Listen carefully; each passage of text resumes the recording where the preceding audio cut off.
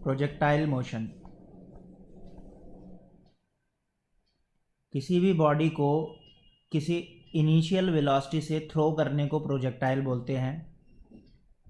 जैसे कि एक फुटबॉल को किक किया जाए एक प्लेयर से, प्लेयर एक फुटबॉल को किक कर रहा है, या आप क्रिकेट बॉल को थ्रो कर रहे हो हवा में,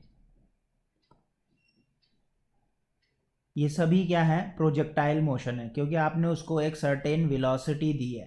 ठीक है, तो we can say when an object is thrown in gravitational field of earth it moves with the constant horizontal velocity and constant vertical acceleration.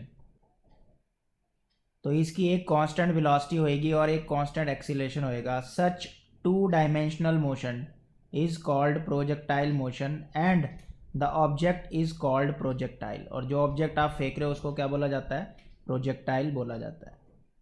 Air resistance को अगर हम निग्लेक्ट कर दें, if the resistance offered by the air is neglected, motion of football kicked by a player, motion of cricket ball thrown in air by the cricketer, ये सभी क्या है, projectile के एग्जाम्पल हैं। और जो इनमें ऑब्जेक्ट यूज़ हो रहे हैं उनको प्रोजेक्टाइल बोलते हैं। जैसे बॉल जो है वो एक प्रोजेक्टाइल है जिसको प्रोजेक्ट किया जा रहा है, प्रोजेक्ट का मतलब फेंकना।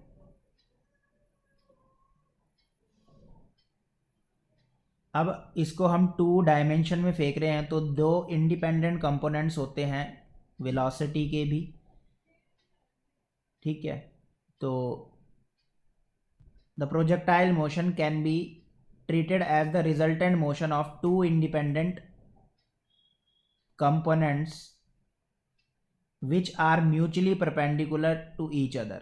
एक x की डायरेक्शन में होएगा तो दूसरा y की डायरेक्शन में होएगा। One component is along the horizontal direction without any acceleration and the other component is along the vertical direction with constant acceleration due to gravitational force।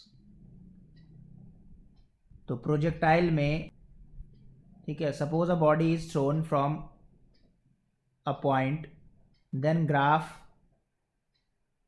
Of X Y plane ऐसा होएगा उसका, वो body धीरे धीरे धीरे धीरे highest point पे जाएगी और फिर वापस नीचे आएगी। तो जिस वेलोसिटी से फेंकते हैं उसको इनिशियल वेलोसिटी बोलते हैं। यहाँ पे वी नॉट ले रहे हैं, आप यू भी ले सकते हो। तो वी नॉट एक्स एक्सेस के साथ एंगल क्या बना रहा है, थीटा नॉट, जीरो नहीं पढ़ते हैं इसको, थीटा नॉट पढ़ते हैं। वाई की डायरेक्शन में कौन सा कंपोनेंट होएगा, वी नॉट साइन थीटा, और एक्स की डायरेक्शन में होएगा V naught cos theta.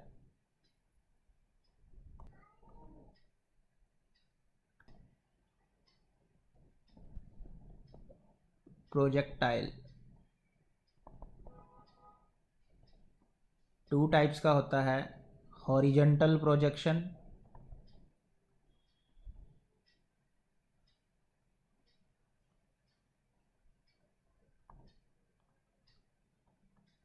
And number 2 angular projection.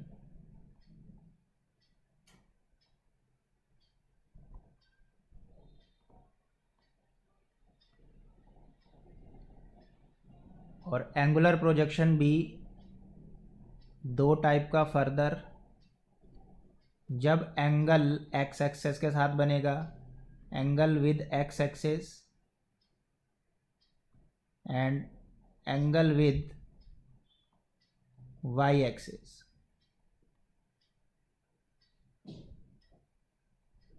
तो हॉरिजॉन्टल का ऐसा डायग्राम होएगा, ग्राउंड से सर्टेन हाइट पे चढ़ के बॉल को हॉरिजॉन्टल डायरेक्शन में थ्रो किया जाएगा। तो बॉडी जो है धीरे धीरे ऐसे ग्राउंड पे गिर जाएगी,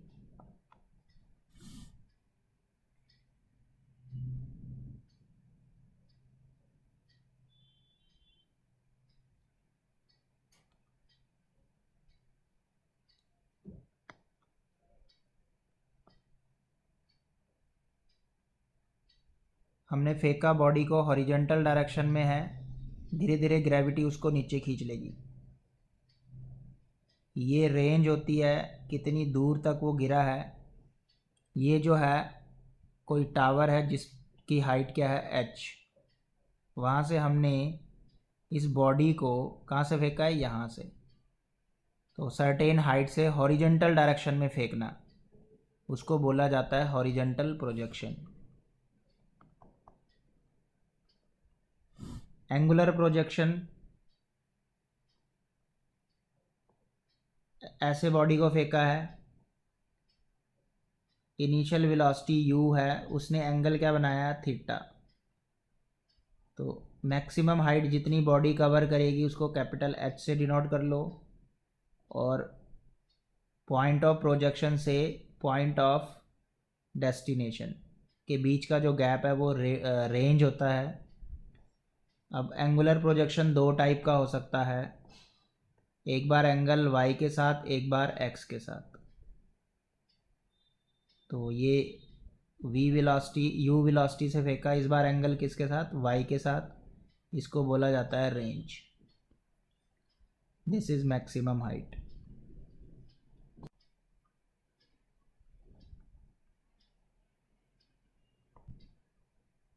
horizontal projection,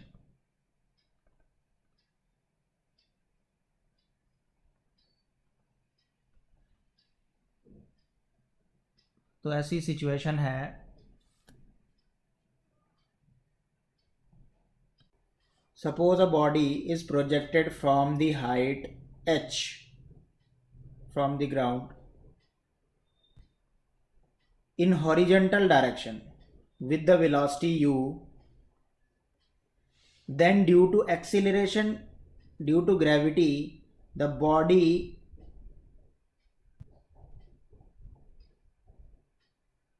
take the circular path like this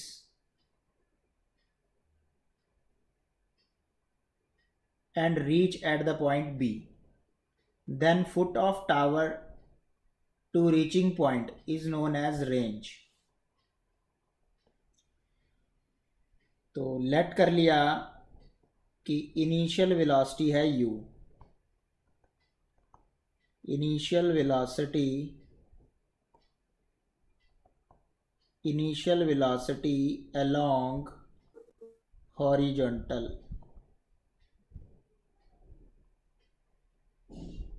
g जो है ग्रेविटी लग रही है, बॉडी को नीचे खींच रही है, जिसको हम एक्सीलरेशन ड्यू टू ग्रेविटी बोलते हैं, acceleration due to gravity.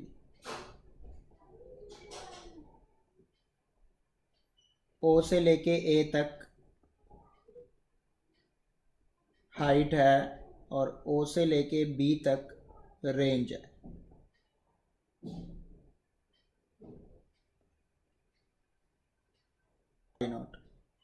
Late coordinates of point A x not y naught, जहाँ से इसको फेंका जा रहा है, जहाँ से इसको फेंका जा रहा है उन कोऑर्डिनेट, उसको हम ओरिजिन मानते हैं। ओरिजिन कौन सा पॉइंट होएगा जहाँ से इनको फेंक रहे हैं, क्योंकि फ्रेम ऑफ रेफरेंस वही है, वहीं से देखा जाएगा। तो we take these coordinates x naught y naught as origin, so these coordinates can be taken at 0, 0.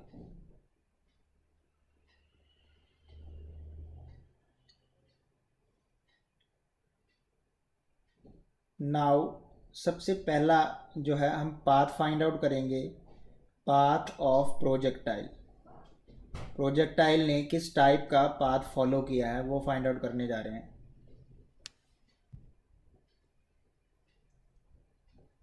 along x axis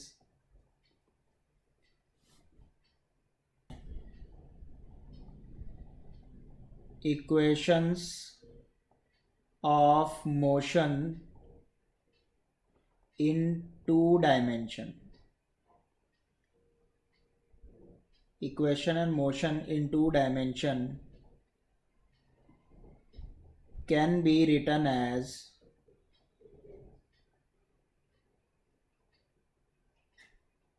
x equal to x naught plus you x t plus half a x t square. Base में जो x लगाया जा रहा है वो बता रहा है कि ये इक्वेशन किस एक्सिस के लिए है, x एक्सिस के लिए। And y can be written as y not plus u y t plus half A y t square, where x not y not are coordinates of origin, coordinates of origin. Path of projectile along the x axis, x वाली equation होती है x not plus u x plus half a x t square. अब diagram में u x का मतलब है initial velocity x की direction में, यू इनिशियल वेलोसिटी है और तो you x is initial velocity कितनी है इस केस में, कितनी है, यू है, यू वेलोसिटी से फेंका हमने इसको। क्या चीज़ है ये, initial velocity along the x axis, initial velocity along x axis. U y इस केस में जीरो है क्योंकि हमने y में फेंका ही नहीं है initially. Initial velocity along y axis. ax का मतलब होता है acceleration along the x axis.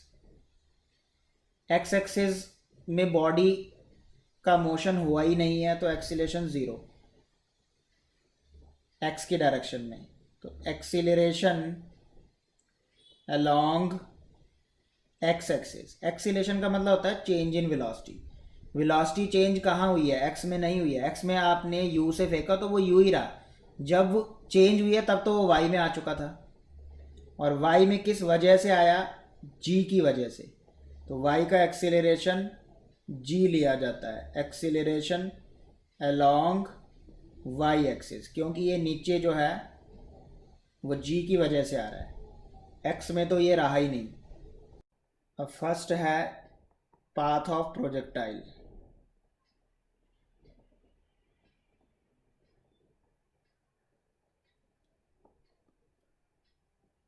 Along the x axis कैसा पाथ है और y में कैसा है।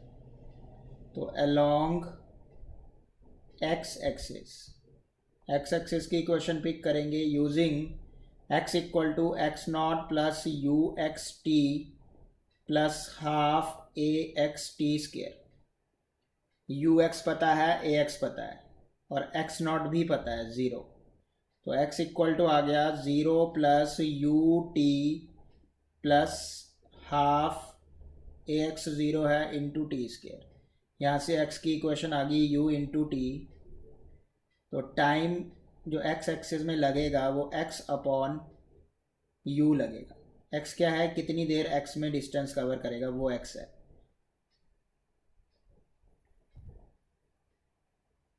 अलोंग y एक्सिस बात करें, y वाली इक्वेशन पिक कर लेंगे, y equal to y not plus u y t plus half A y t square. y equal to y not zero है, यू वाई देखो ज़ीरो क्योंकि इनिशियली y में फेंका ही नहीं है, into t. Acceleration positive g लेंगे क्योंकि बॉडी g की ही डायरेक्शन में आ रही है। तो y आ गया हमारे पास हाफ जी टी स्क्वायर। इक्वेशन 1 से t की वैल्यू पुट कर देंगे, put t equal to X over U. तो y becomes half G, t की जगह डाल दिया x बाई यू का होल स्क्वायर। यहाँ से हमने एक्स स्क्वायर अलग कर लेना है, तो एक्स स्क्वायर हो गया two u upon g into y. X और वाई दो वेरिएबल है। अगर एक साइड वेरिएबल का स्केयर हो और दूसरी साइड वेरिएबल की सिंगल पावर हो, ऐसी शेप को हम पैराबोलिक शेप कहते हैं। तो this is equation of parabola, hence path will be parabolic.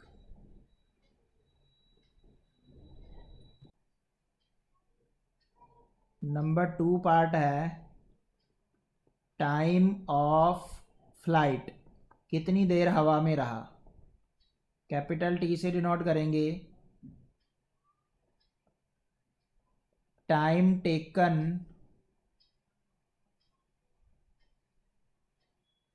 To reach the ground.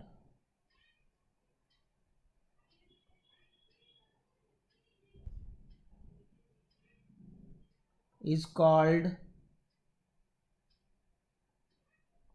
time of flight।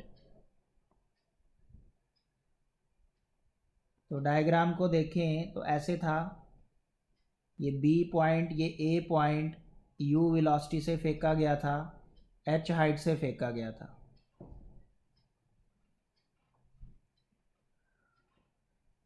तो ग्राउंड पे जब ये आएगा, निगलेक्टिंग दी बाउंसिंग बैक, बाउंस को निगलेक्ट करो, तो फाइनल वेलोसिटी क्या होगी इसकी, ज़ीरो। ग्राउंड पे आके रुक गया, at B final velocity y में आ रहा है इसलिए वी वाई लिख रहे हैं, इज ज़ीरो, क्योंकि फाइनली ये क्या हुआ, बी पे आके स्टॉप हो गया। तो हम इक्वेशन करेंगे, यूज़ करेंगे, using equation v equal to u plus a t, और बेस में लगा देंगे y।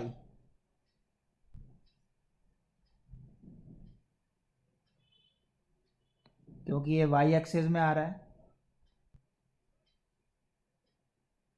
You why we Y क्या है, ज़ीरो, यू वाई क्या है, इनिशियली y में तो फेंका ही नहीं है, ज़ीरो। हम हाइट से फेंक रहे हैं तो एच वाई वाली इक्वेशन लगा देते हैं, इससे नहीं आएगा क्योंकि हम सर्टेन हाइट से फेंक रहे हैं।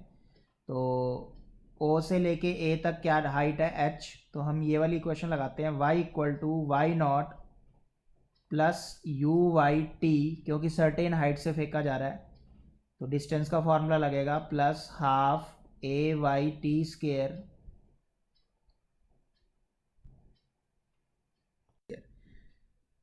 तो y वो है जिस हाइट से फेंक रहे हैं, h हाइट से फेंक रहे हैं, y not zero, U Y initially फेंका ही नहीं है y में, zero, into T plus half ए वाई में क्या एक्सीलेशन होता है, g, और पॉजिटिव g लेंगे क्योंकि g की ही डायरेक्शन में ये नीचे आ रहा है, और स्मॉल टी की जगह कैपिटल टी, टोटल टाइम लग रहा है इसको टी आने का। तो h equal to half ji t square, तो यहाँ से टी स्केयर आ जाएगा, टू उधर जाके मल्टीप्लाई हो गया, जी अपॉन में आ गया, तो टी का आंसर आ गया हमारे पास under root two H over G. इतना टाइम लगेगा इसको नीचे आने में। इसको हम हॉरिजॉन्टल रेंज बोलते थे, तो हॉरिजॉन्टल रेंज भी निकाल लेंगे।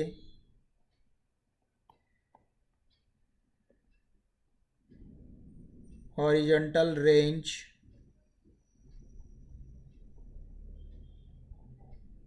Distance between foot of tower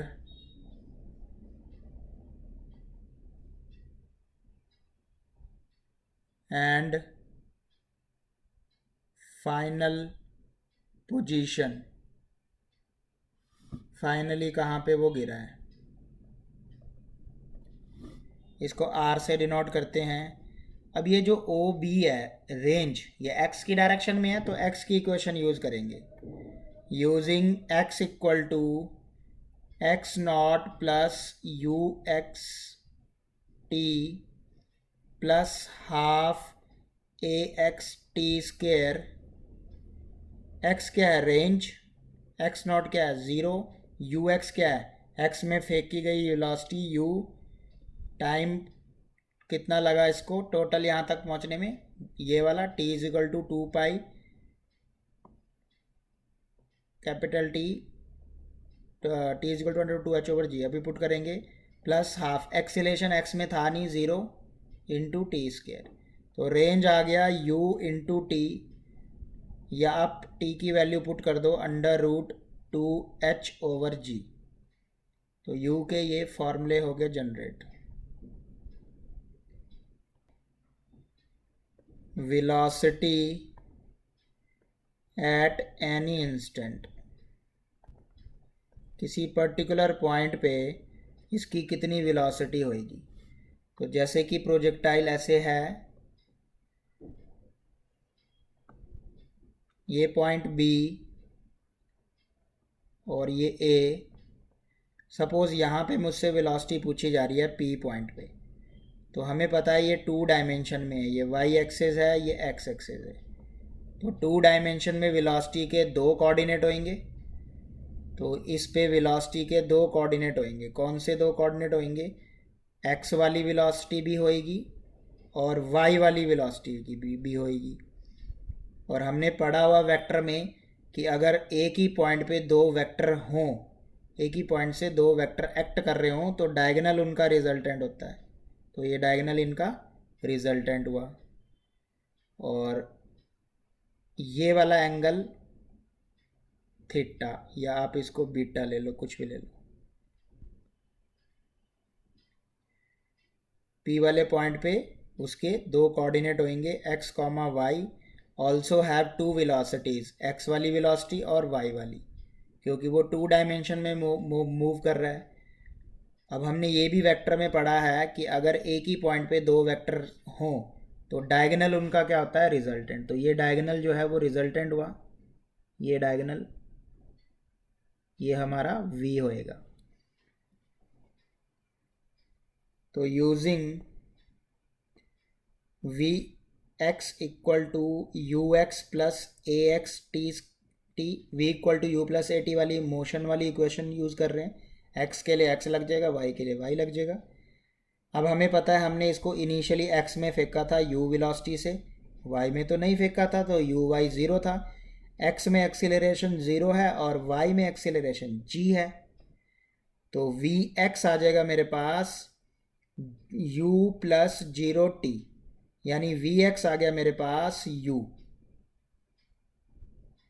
similarly मैं वी वाई वाली इक्वेशन यूज़ करूँ, v y is equal to u y plus a y t, तो वी वाई आ जाएगा मेरे पास 0 प्लस जी टी, यानी वी वाई इक्वल टू आ जाएगा जी टी।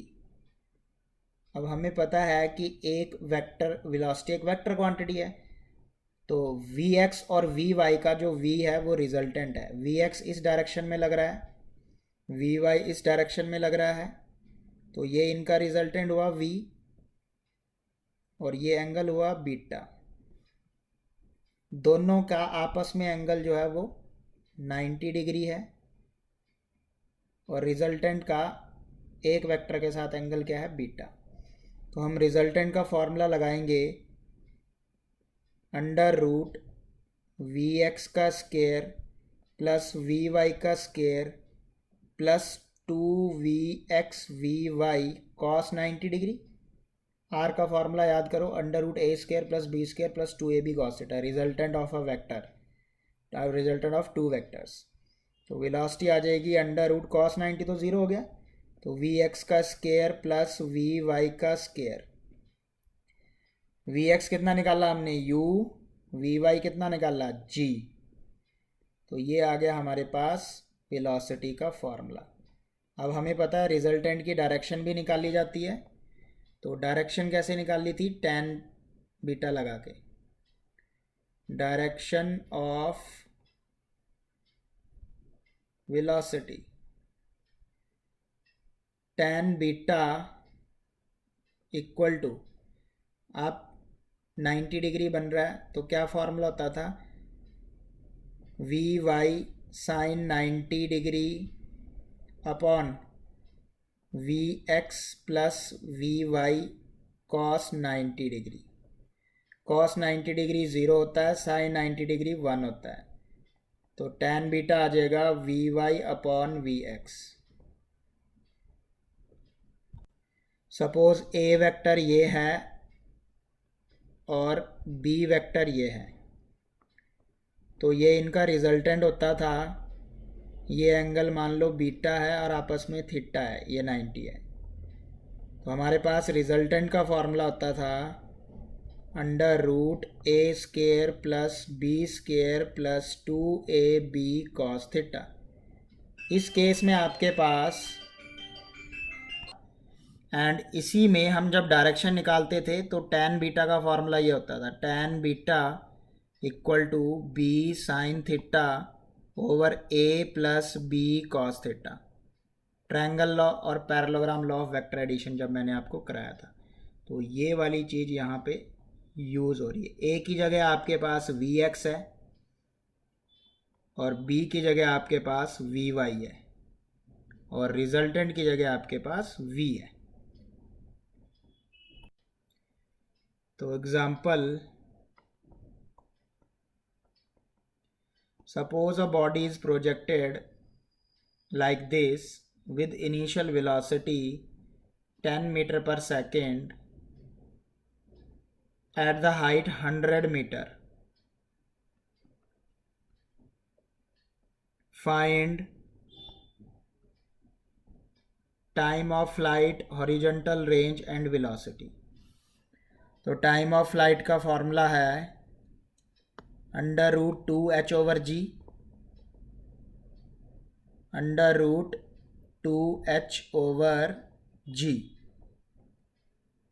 तो h हमारे पास 100 है, तो 2 इंटू 100 डिवाइड बाई 10, 0 0 कट गया, अंडर रूट 20 सेकेंड आ गया। रेंज का फॉर्मूला होता है u इंटू कैपिटल टी या फिर u into under root 2h over G. तो कैपिटल टी हम निकाल चुके हैं, u 10 है, 10 रूट 20 आ जाएगा मीटर। वेलोसिटी हमसे पूछी जाए तो वेलोसिटी निकाल ली है u स्क्वायर प्लस जी स्क्वायर टी स्क्वायर, और वेलोसिटी हमसे एट बॉटम पे पूछ रहा है ये, तो बॉटम पे टाइम क्या डालना है, वही जो आपने निकाला है। अगर कहीं इन बिटवीन पूछता तो टाइम दिया होगा तो क्वेश्चन में कि इतने टाइम पे बताओ। तो u कितना है 10 का स्क्वायर, g भी 10 ले लो, और टाइम कितना है अंडर रूट 20 का स्क्वायर। तो ये आ जाएगा हमारे पास 100 प्लस 20 इंटू 100, 20 इंटू 100 हो गया 2000। तो ये आ जाएगा v equal to under root 2100, जिसको हम ऐसे लिख सकते हैं